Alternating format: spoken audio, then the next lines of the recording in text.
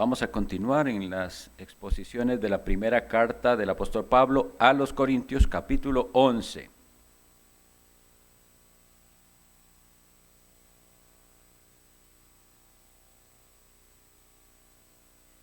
Primera a Corintios 11, a partir del versículo 17.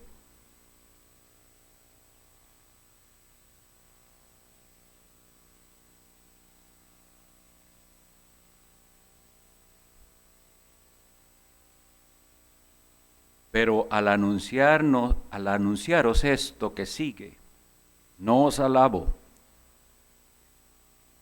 porque no os congregáis para lo mejor, sino para lo peor.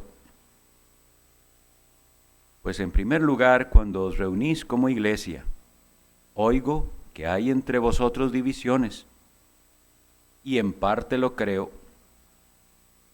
porque es preciso que entre vosotros haya disensiones, para que se hagan manifiestos entre vosotros los que son aprobados. Cuando pues os reunís vosotros, esto no es comer la cena del Señor, porque al comer, cada uno se adelanta a tomar su propia cena, y uno tiene hambre y otro se embriaga. Pues ¿qué? ¿No tenéis casas en que comáis y bebáis? ¿O menospreciáis la iglesia de Dios y avergonzáis a los que no tienen nada? ¿Qué os diré? ¿Os alabaré? En esto no os alabo. Pedimos al Señor que bendiga esta lectura de su santa palabra. No os alabo. En lo que sigue no os alabo, dice el apóstol Pablo. Es difícil a veces para los padres recibir malas noticias de sus hijos, y hay una tendencia a negar cuando se reciben quejas con respecto a la conducta de los hijos que han hecho algo en ausencia de los padres. La tendencia entonces es a justificarlo o a negar, pensar, no, mi hijo no pudo haber hecho tal cosa, mi hijo no pudo haber dicho tal cosa. Y esa negación no sirve porque no se va a propiciar ninguna mejora si es cierta la conducta, si es cierto que el hijo se comportó mal o dijo algo mal.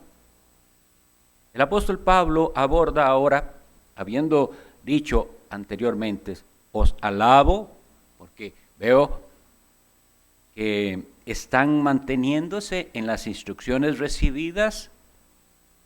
Llega a la parte necesaria donde dice, en esto no los alabo.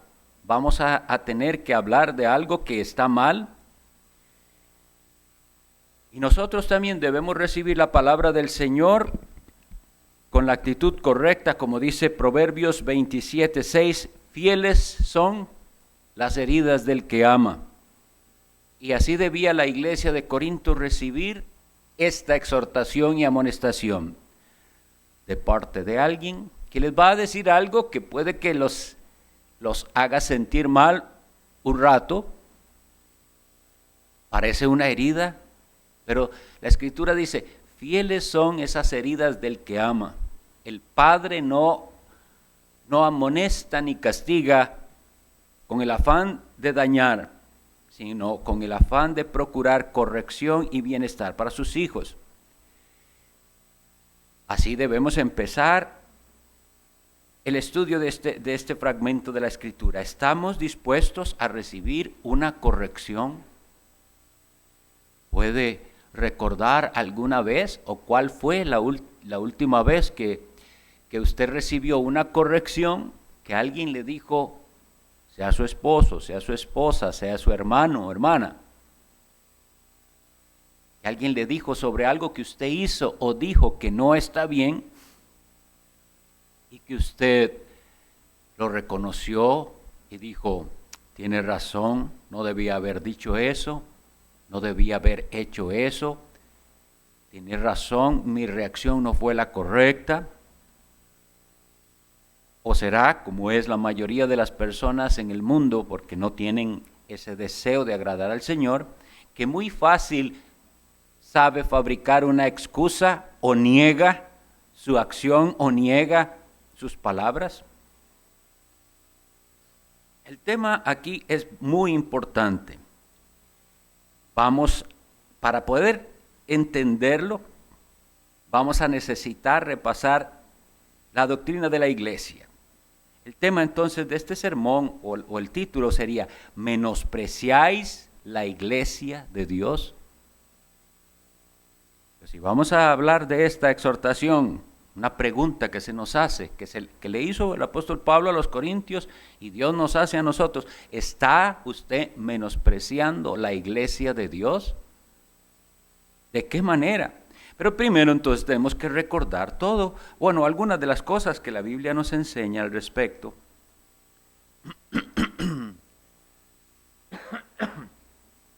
De la iglesia. Las ilustraciones que la Biblia nos da al respecto de la iglesia son la iglesia como un edificio, la iglesia como una familia, la iglesia como un rebaño, la iglesia como un cuerpo. Y en todas estas ilustraciones, el Señor nos está ayudando a entender cuán importante es y qué se pide de nosotros al respecto de esto. Cuando se nos dice que la iglesia es un edificio, se nos enseña en las Sagradas Escrituras entonces que ese edificio tiene un fundamento, una roca, una piedra angular que es Jesucristo. Y el apóstol Pedro dice que cada creyente es una piedra viva que se añade al edificio de la iglesia.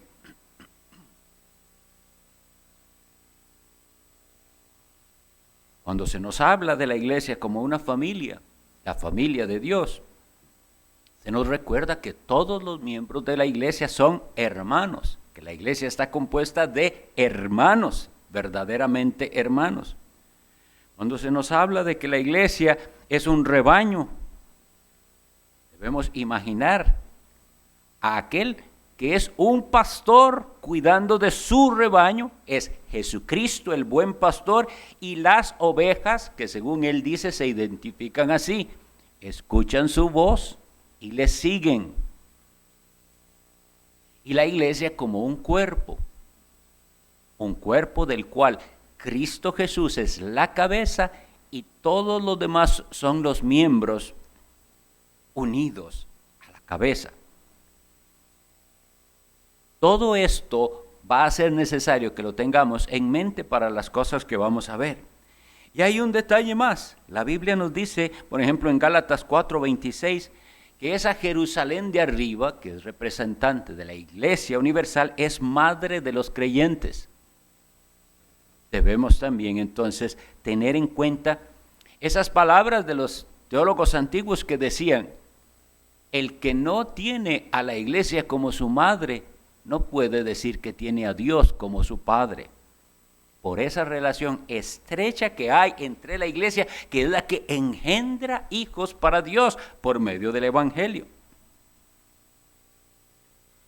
Todo esto lo que nos hace recordar es que la iglesia es la unión de los creyentes, es una unión espiritual. Y debemos hacer la diferenciación. Aunque existe la iglesia de Dios, es la compañía de todos los creyentes que han existido, existen o existirán, esa iglesia nunca se ha reunido. Un día estará reunida con el Señor. Esa iglesia universal cumplirá su aspecto más básico de iglesia, de reunirse ese día. ¿Y por qué digo más básico? Porque la palabra iglesia indica la necesidad de reunirse. porque no os congregáis, dice. Aquí estos versículos está hablando de la palabra congregarse, de la palabra reunirse y de la palabra iglesia. Y todas tienen en común una reunión, es decir, hay que juntarse. Esa iglesia de Dios, esa compañía de todos los salvados, tiene una expresión visible de creyentes que se reúnen. Es necesario para que haya iglesia reunión. No puede ser una iglesia que no se reúne iglesia. Lamentablemente aquí en Corinto, sí, estaban reuniéndose, pero para lo peor. Está sucediendo algo muy grave en esta iglesia en Corinto. Se están reuniendo, pero no para algo bueno, para lo peor. Este término que se usa en este fragmento, la iglesia de Dios, que es en el último versículo que dice, o menospreciáis la iglesia de Dios, es bueno que sepamos cuántas veces en el Nuevo Testamento aparece esa expresión. La expresión como tal, iglesia de Dios, 13 veces, en 13 ocasiones. La expresión iglesia de Cristo una vez, la expresión iglesia de Dios en Cristo una vez, y todas las demás veces se refiere a iglesia, nada más. Se hace la referencia a la iglesia en tal parte, o la iglesia en Corinto, la iglesia en Roma, o como también a los tesalonicenses le dice la iglesia de los tesalonicenses. Y en esas expresiones conté 20 aproximadamente, de esas que son simplemente iglesia. La iglesia de Dios. La iglesia de Dios, de la cual Jesucristo dijo en Mateo 16:15, edificaré mi iglesia. La iglesia es de Cristo, es de Dios en Cristo.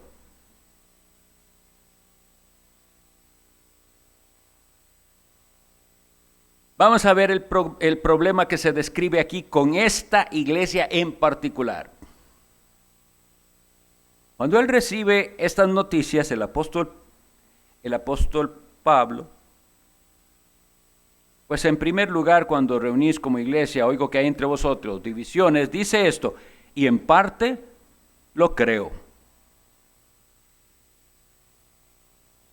Como les decía, no es un padre, Pablo, que niega el mal proceder de su hijo, sino un padre que conoce la naturaleza humana, que conoce los ataques del enemigo. Hermanos, nosotros, aunque amemos mucho la iglesia donde el Señor nos ha puesto, me refiero a los ancianos de esta iglesia, a dirigirla, a cuidarla, aunque la amemos mucho, debemos reconocer las debilidades de la iglesia y la posibilidad de que se estén haciendo cosas mal. Y por eso abordamos esos asuntos. En parte lo creo. ¿Por qué el apóstol Pablo puede decir esto? Porque él, como les decía, conoce la naturaleza humana, conoce su propio corazón también y conoce al enemigo. Entonces, recuerden que esta carta, habíamos dicho antes, es una respuesta de una carta recibida y de información recibida. Aquí no está diciendo si eso es también parte de las cosas que en el capítulo 1 dice Cloé, que le comunicaron al respecto de lo que estaba pasando. Parece ser diferente, porque en el primer capítulo se hablaba de divisiones con respecto a afinidad de predicadores. Y él muy claramente los corrige con respecto a esto y le dice, nosotros somos seguidores de Cristo, no de hombres. Esas facciones, esas divisiones que están porque unos prefieren la predicación de Apolos, otros la de Cefas, dice el que es Pedro, otros de Pablo, todo eso está mal. Pero en el fondo, están siguiendo a hombres de Dios, pero les dice, nosotros no seguimos a hombres por más piadosos y buenos predicadores que sean. Los apreciamos, los valoramos, pero no los seguimos, seguimos a Cristo. Pero estas divisiones de las que ahora se habla aquí son diferentes. Es la formación, parece, de grupos y la tal vez hasta antagonía que hay entre esos grupos. ¿Cuáles grupos pudiera ser?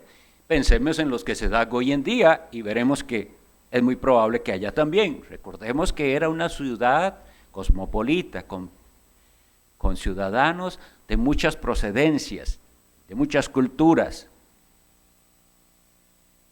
Y entonces eso puede hacerse un grupo por procedencia. Y entonces unirse los que proceden, los que son originarios de tal o cual país, y ellos andan solo entre ellos. Eso es incorrecto en la iglesia del Señor. La iglesia del Señor tiene que tener esa diversidad, pero tiene que aprenderse a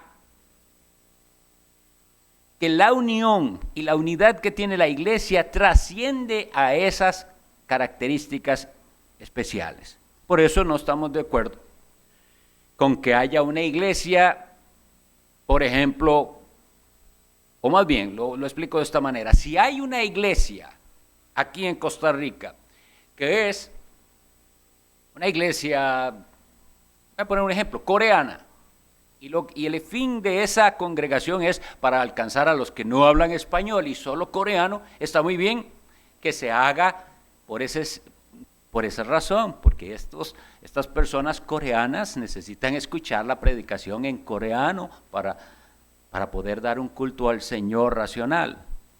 Pero si esa división, solo estoy poniendo un ejemplo, no digo que suceda así, de coreanos, es porque los coreanos no quieren adorar junto con los costarricenses, eso está mal. Y eso es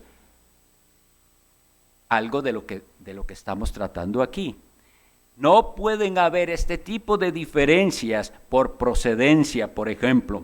La iglesia tiene que adorar junta y tener unidad y unión sin importar la procedencia, las edades. Hoy en día se propicia mucho las diferencias que ellos llaman generacionales, hacen que los jóvenes anden solo con los jóvenes y los adultos con los adultos y quieren tener una, que llaman ellos, iglesia de niños. Puede que se hagan divisiones por afinidades o puede que se hagan, como parece ser el caso descrito aquí, por posición social y económica. Esto es un grave pecado. Es un grave pecado. Parece ser que aquí había una confusión. La iglesia está confundiendo dos actividades que la iglesia puede tener. Una de ellas es un ágape. Los ágapes o fiestas de amor era una costumbre de la iglesia antigua y también las iglesias en el presente lo hacemos. ¿Qué es un ágape? ¿Qué es una fiesta de amor? Es una reunión de hermanos para almorzar juntos o cenar juntos. Eso es válido, es bueno, pero estaban un poco confundidos en diferenciar qué es eso y qué es una reunión verdaderamente de iglesia. No estaban, como les digo, diferenciando qué es la reunión de la iglesia como tal para hacer un culto al Señor y celebrar la cena del Señor de un ágape, de una fiesta o de una actividad en la que se comparten alimentos. ¿Y cómo dice aquí? ¿Cómo describe lo que estaba sucediendo? Cuando pues os reunís vosotros, esto no es comer la cena del Señor, porque al comer cada uno se adelanta a tomar su propia cena y uno tiene hambre y otro se embriaga. parece ser que se convoca a la iglesia a una reunión en que cada uno traiga lo que pueda de comer. Y parece que unos tenían capacidad de traer bastante y buena comida y otros poco o casi nada. Y parece que unos llegaban a una hora y otros se atrasaban en llegar. Las razones no las conocemos, pero pudiéramos especular de lo que sucedía. Pudiera ser que algunos eran esclavos, pudiera ser que algunos eran siervos y no podían llegar desde tal. La cuestión es que lo que se describe aquí es terrible. Cuando llegaban algunos, ya otros habían empezado y hasta habían abusado del vino. Se adelanta a tomar su propia cena algunos. Unos tienen hambre, para unos no quedó, y otros más bien abusó de la bebida. Todo esto lo que describe es, y estas son las cosas que yo puedo identificar aquí, que dice el apóstol que son un serio problema. ¿Qué había aquí? Falta de cortesía, falta de consideración a los demás, y pésimos modales entre los cristianos. ¿Puede suceder esto en una iglesia que conoce el Evangelio? ¿Pueden llegar a comportarse de esta manera tan egoísta? Y lo terrible es que ellos pensaban que estaban celebrando la cena del Señor, que así se celebraba la cena del Señor. ¿Cuántas veces habrían hecho esto? Y eso dice el apóstol Pablo, esto que ustedes hacen no es celebrar la cena del Señor.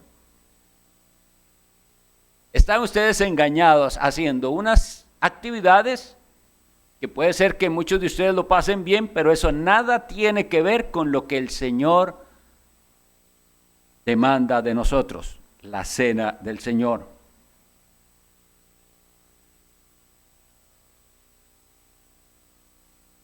Versículo 20. Cuando pues os reunís vosotros, esto no es comer la cena del Señor. No es algo triste para ellos. Y debería serlo para nosotros también, pensamos. Podrá ser que alguna vez hemos venido al culto y pensamos que hemos adorado y lo que hemos hecho no ha sido recibido por Dios como un verdadero culto.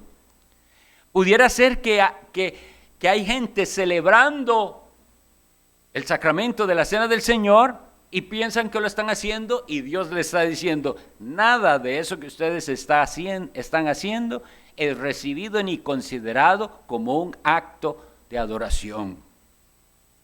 Vea que se lo dice a una iglesia de Dios. Esto no es comer la cena del Señor. Entonces, esa confusión se va a aclarar después. ¿Cómo es realmente que debe celebrarse la cena del Señor? Si el Señor lo permite, en 8 días veremos ese tema. ¿Cómo es la celebración correcta de la cena del Señor? Pero por ahora necesitamos entender cuán importante es la cena del Señor. Tanto que hacer la cena del Señor de una manera incorrecta para el apóstol Pablo es reunirse para lo peor. Son palabras duras. Y si el apóstol Pablo dice que hacer las cosas de esa manera es reunirse para lo peor, es necesario entonces que nosotros entendamos primero qué es la iglesia, de las cosas que dijimos, y a qué se reúne cuando se convoca la cena del Señor. Hay 3 palabras que se usan para la cena del Señor. Cuando vimos el capítulo 10 habíamos visto la palabra comunión. La copa de bendición que bendecimos no es, pregunta Pablo, la comunión de la sangre de Cristo, la comunión del cuerpo de Cristo. Y vimos lo que significa comunión. Es comunión con Dios, comunión los unos con los otros. También se le llama la cena del Señor y también se le llama la mesa del Señor. Debemos entender cuán importante era antiguamente esto de compartir la mesa con alguien. Usted no se sentaba a comer con cualquiera, ni a cualquier persona se invitaba a la mesa. El que preside la mesa es el que invita y él pone condiciones a quienes invitó y cuáles son las condiciones para venir a esta cena. Entonces, cuando digamos la mesa del Señor, eso nos recuerda esa invitación a comer con el Señor tiene ciertas condiciones. Y en cuanto al título, Cena del Señor, que dice ahí en el versículo 20, esto no es comer la cena del Señor. Hay un dato bastante interesante que lo comparto para ustedes. Esta expresión del Señor, que aparece ahí en versículo 20, solo aparece en 2 ocasiones en el Nuevo Testamento, aquí y en Apocalipsis 1:10. Solo en esos 2 pasajes aparece esa expresión del Señor. Pero ustedes estarán pensando, pero yo he leído muchas otras partes donde también te dice del Señor algo. A lo que me refiero es la expresión griega del Señor, cuando dice mesa del Señor, solo aparece aquí y en Apocalipsis 1:10, cuando el apóstol Juan dice, estaba yo en espíritu en el día del Señor. Del Señor significa el día que le pertenece a Él, la cena que es de Él, que está relacionada solo con Él. Hay otras maneras de decir del Señor y son las que se usan, pero esta frase, por si alguien quiere buscarla, kuriakos, es solo 2 veces en el Nuevo Testamento aparecen. Y lo interesante es que aparece asociada a las 2 únicas ordenanzas sagradas del Señor Jesucristo. Las ordenanzas sagradas son el bautismo y la cena del Señor, pero a 2 cosas asociadas directamente a Cristo, que son la cena del Señor y el día del Señor. La cena del Señor es, como les digo, para de hoy en 8 profundizaremos en ello, pero básicamente un acto de acción de gracias. Y esta iglesia se está reuniendo y está haciendo algo que es más bien para el disfrute personal, una comida normal, sin entender lo que realmente significa. Hay una frase aquí importante del versículo 19 que dice, es preciso que entre vosotros haya disensiones para que se hagan manifiestos entre vosotros los que son aprobados. Debemos interpretarla correctamente, porque si no pensaríamos que toda iglesia debe pasar por divisiones para que se puedan manifestar quiénes son los verdaderos seguidores de Cristo. No necesariamente, pero sí que toda iglesia pasa por circunstancias en las cuales se notará quiénes de verdad quieren seguir a Cristo. Estos son los que son aprobados. Si aquí dice, para que se manifieste, para que sean manifiestos entre vosotros los que son aprobados, cuando leemos eso, ¿cuál es nuestra actitud? ¿Deseamos nosotros ser de esos aprobados? ¿Qué significa? ¿Cómo sabemos quiénes son los aprobados y quiénes no son aprobados? Todo se reduce a de qué manera está recibiendo usted la exhortación de la palabra, la instrucción y la corrección. El apóstol Pablo manda esta carta. Les dice que no los alaba, que ellos se están reuniendo para lo peor. Y esa carta va a generar reacciones. Esas reacciones van a manifestar quiénes son aprobados y quiénes no. Habrá quienes reciben esa palabra dispuestos a arrepentirse y a decir, ¿qué hemos hecho? ¿Cómo se nos ocurrió hacer esto? Arrepintámonos, pidámosle perdón al Señor, organicémonos bien para hacer las cosas bien. Y ese es aprobado. Está reconociendo el pecado, está viendo que el único camino siempre que soy confrontado con mi pecado es el arrepentimiento, ir a Cristo. O bien, pueden excusarse, buscar una justificación y tomarla contra el apóstol Pablo. Y decir, nosotros estamos bien, el apóstol Pablo siempre ha sido muy estricto, muy legalista, no sabe, no conoce, no entiende, lo que sea. Es cómo se recibe la exhortación, la amonestación una vez que el pecado es manifiesto. Y en este caso es la reunión. Si una iglesia está haciendo en su culto algo que no deberían hacer, y le podemos mostrar por la palabra de Dios que eso pueden hacerlo en otro momento, pero que en el culto a Dios no, porque la palabra de Dios no lo manda, y que el culto a Dios debe contener únicamente cosas que Dios específicamente ha mandado, ¿cuál es la reacción de aquellos? Eso va a mostrar si son aprobados o si no son aprobados. El asunto es serio aquí porque él dice que esta actitud de llegar a la iglesia a tener este tipo de actividades en las cuales son desconsiderados con sus hermanos, están tranquilos en su grupo. Mi grupo sí, nosotros sí comimos, nosotros sí pudimos probar de todo lo que había, para nosotros sí hubo, y otros no. Y hacerse como el que no sabe, ignorar que hay quienes no pudieron comer. Porque los que llegaron con mucho, se comieron todo, y esos otros no tienen. Y eso que estaba sucediendo es muy, muy grave. El apóstol Pablo les dice, ustedes se están reuniendo para lo peor. Y todo esto tiene que ver con un mal entendimiento de lo que es la iglesia de Dios. Los creyentes. El ser humano está llamado a una relación individual con Dios, pero esa relación nunca debe ser individualista o de mi grupo. Nosotros estamos llamados a, como decía, ser piedras vivas, lo que nos une a otro montón de piedras, a ser familia de Dios, lo que nos hace comportarnos como verdaderos hermanos. Y entonces pensar qué pasa con el hermano que no vi, veo a alguno un poco débil, veo a alguno desanimado, veo a alguno que no tuvo, para él no quedó postre.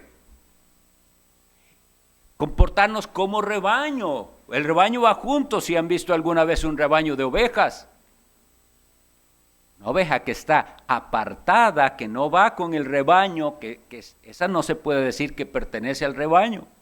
Está apartada del rebaño, no está escuchando al pastor ni siguiendo al pastor. Todos fuimos esa oveja extraviada, pero una vez que somos rescatados por el Señor, somos ahora de su rebaño. Y somos un cuerpo, miembros los unos de los otros, como dice Romanos 12:5 y Efesios 4:25. Entonces, si nosotros no entendemos, que parece que la iglesia de Corinto no estaba entendiendo, que la iglesia es esencial en el plan de Dios, vamos a pecar contra la iglesia. Porque este aspecto de unión con Cristo y el aspecto de unión con el cuerpo de Cristo es indispensable para no caer en pecados como los que cayeron los corintios. Se reunían para lo peor. ¿Qué es lo peor? Esto, menospreciar la iglesia de Dios. No darle el valor que tiene la iglesia de Dios, no darle el valor que tiene cada piedra viva del edificio, no darle el valor que tiene cada oveja de Cristo, cada hermano en la fe, no darle el valor que tiene cada miembro del cuerpo de Cristo, tenerlos en poco y respetarlos. Y de verdad que al leer esto uno se asombra, dice, pero ¿qué es esta falta de educación? Diría uno. ¿Qué es esta desconsideración de que no les importaba que ciertas personas no tuvieran en esa fiesta que hacían de comida. ¿Por qué? Porque había divisiones, porque no es de mi grupo. Y ni siquiera era que no les, era así, ni siquiera tal vez se daban cuenta que es que otros no pudieron comer, porque como estoy tan concentrado en mi grupo sí comió, mi grupo sí tuvo, y no le importa si otro grupo no tuvo. Esto para el apóstol Pablo era reunirse para lo peor y era menospreciar la iglesia del Señor. No, él les tiene que corregir y les dice, vea, y a razón realmente nosotros de pensar en estos ágapes, son hermosos, son buenos, pero tienen que tener su lugar. Y tenemos que saber que una cosa es un ágape, que una cosa es una reunión donde dice, van a hacer un almuerzo, van a hacer una comida, y de hecho puede ser de toda la iglesia o puede no ser de toda la iglesia. Puede ser de un grupo que se reúne los que pueden y celebran algo. Eso es bello, eso es hermoso, y en todos ellos, aún así se puede dar esto. Un hermano puede hacer una invitación a un grupo y están todos, y siempre se da esto. Hay unos que van a formar su propio grupito y van a menospreciar a los demás. Entonces, por eso él es que tiene que el apóstol Pablo explicarles lo que realmente es celebrar la cena del Señor. Lo veremos la próxima vez en detalle, pero hoy vamos a decir algunas cosas al respecto de lo que verdaderamente es ser una iglesia. La iglesia de Dios es la comunidad, el grupo aquel que ha sido llamado por Dios, apartado del mundo, llamado por Dios y para Dios, llamado a reunirse. Cuando os reunís como iglesia, dice aquí, hoy estamos viviendo en un tiempo en el que vamos a tener que entender esto. La iglesia está llamada a reunirse, pero en particular cuando es la cena del Señor. Una vez escuché a un predicador criticando la manera de celebrar la cena del Señor en cierta otra iglesia que él fue, y dice, aquello parecía un funeral. Y debemos considerar qué es lo que él está criticando. Pero por otro lado, él defendía, no, debe ser una fiesta espiritual. Analicemos esa crítica de la cena del Señor. ¿Un funeral o una fiesta? Y según yo veo las cosas aquí, ni una cosa ni otra, pero hay ciertos sentimientos comunes a una y a otra cosa. ¿Por qué es que en un funeral hay solemnidad? ¿Por qué es que en un funeral hay un sentido de reverencia? Porque estamos siendo enfrentados con la realidad de la muerte. Y un ser querido está ahí, el cuerpo de un ser querido que ya partió está ahí. Cuando nosotros nos acercamos a la cena del Señor, hacemos un recordatorio de una muerte verdadera. Cristo no fue que aparentemente murió y estuvo muerto y resucitó, pero esa muerte tenemos que considerarla como algo real, así que nos acercamos solemnemente porque el Hijo de Dios experimentó la muerte. Y tiene que haber ese grado de solemnidad. Pero vean, está unido a una alegría espiritual. Eso no significa que tiene que ser una especie de jolgorio o fiesta mundana. No, es una alegría espiritual al saber que la muerte del Hijo de Dios fue para pagar por los pecados de su pueblo. Entonces, debemos entender que la cena del Señor es un rito, sí, porque hacemos siempre es un rito externo, una misma acción, tomar el pan, tomar el vino, pero es un rito sagrado, un memorial, un recordatorio sagrado, un medio de gracia. ¿Por qué? Porque a través de participar de la cena del Señor, el que participa con verdadera fe, recibe del Señor más de su gracia. Recuerda que la gracia del Señor, Él da más y más gracia. Y si nosotros humildemente llegamos a la mesa del Señor, Él nos da más de su gracia. La Biblia dice que el Señor resiste a los soberbios, pero da gracia a los humildes. Y luego dice, Él da mayor gracia. ¿Por qué medios? Por los que Él ha establecido. Estos abusos que se daban en la iglesia en Corinto, se daban por no entender qué es la iglesia y a quién pertenece. Nunca debemos olvidar qué es la iglesia y a quién pertenece. Para el mundo es una construcción de los hombres, es una invención humana. No, es el plan divino, inseparable de la palabra de Dios, es la doctrina de la iglesia, no es opcional. Y como les decía, aunque Dios llama a las personas a una relación personal e individual, no los llama a una relación individualista, Él llama a unirse. No se puede ser creyente, pensar que usted pertenece al cuerpo de Cristo de esa manera espiritual, si usted no quiere unirse a el cuerpo de Cristo local. No se puede ser una piedra viva en el edificio de la iglesia de Dios si usted no es una piedra viva en el edificio de la iglesia local.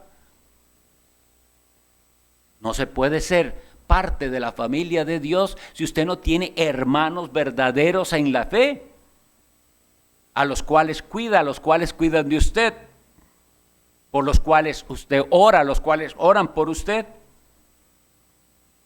No se puede pretender pertenecer al cuerpo de Cristo si no se pertenece al cuerpo de una iglesia local, porque la Biblia dice claramente somos miembros los unos de los otros.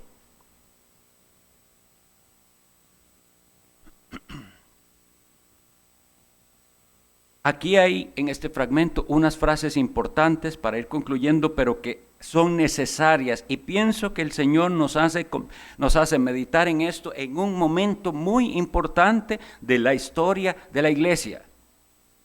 Vean las veces que se habla de reunirse, pero de una reunión especial, dice. Primero dice, porque no os congregáis. Primero, entender que la iglesia tiene que congregarse.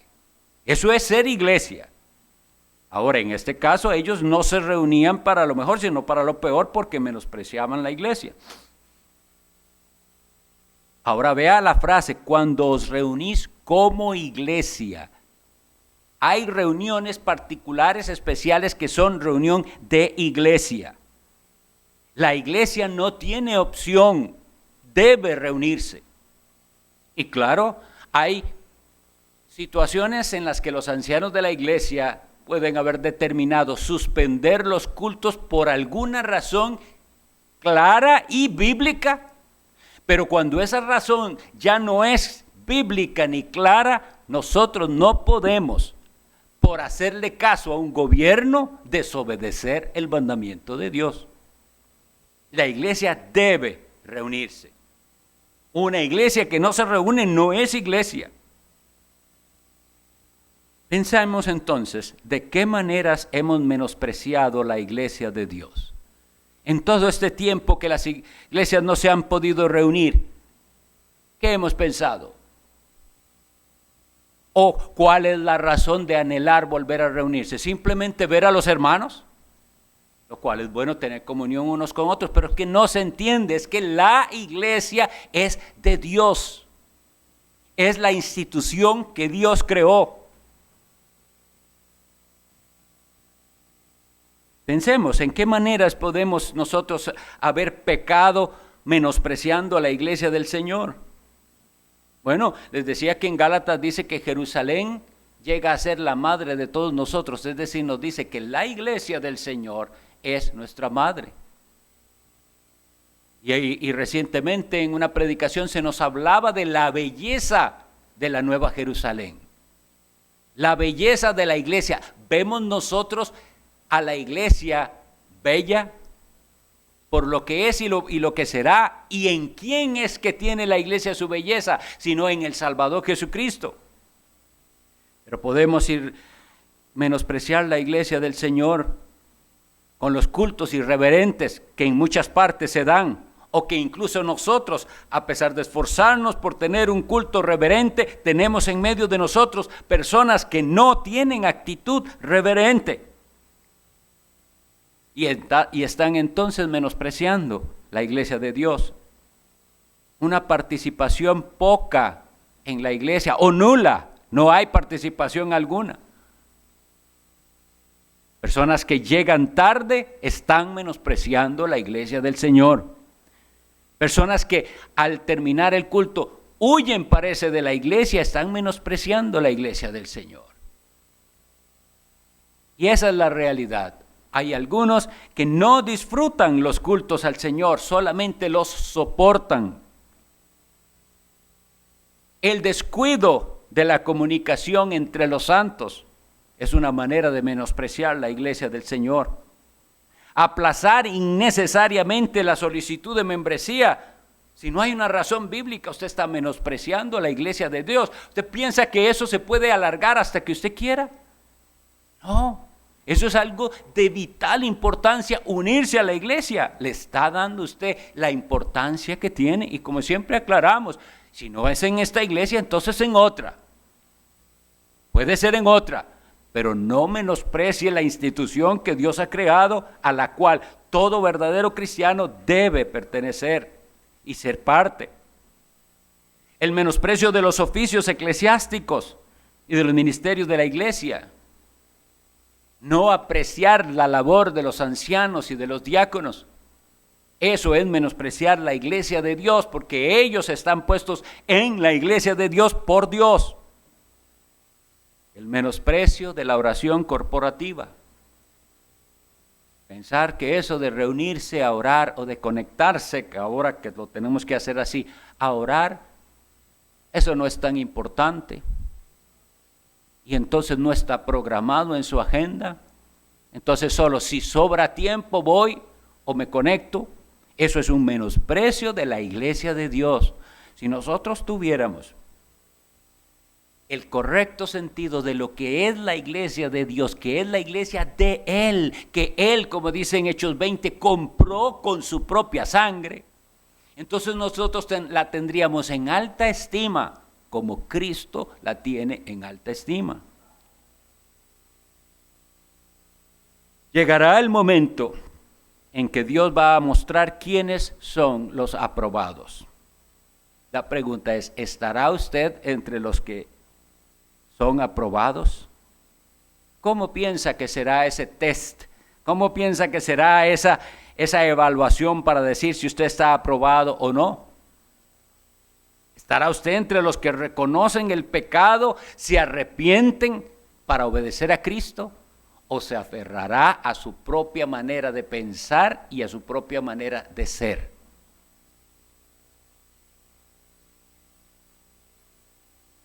El apóstol Pablo no podía alabarlos en esto. ¿Menospreciáis la iglesia de Dios? ¿Qué os diré? ¿Os alabaré? En esto no os alabo.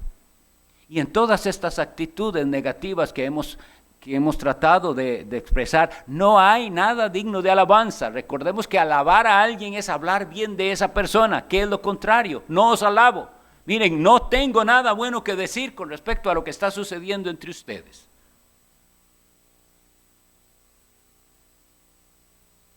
Dios nos está probando y estas pruebas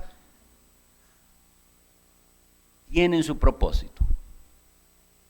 Debemos, hermanos míos, hijos de Dios, piedras vivas de la iglesia de Cristo, orar para que Dios nos muestre qué tanto debemos doblegarnos ante este sistema mundano que está feliz teniendo a las iglesias sin congregarse.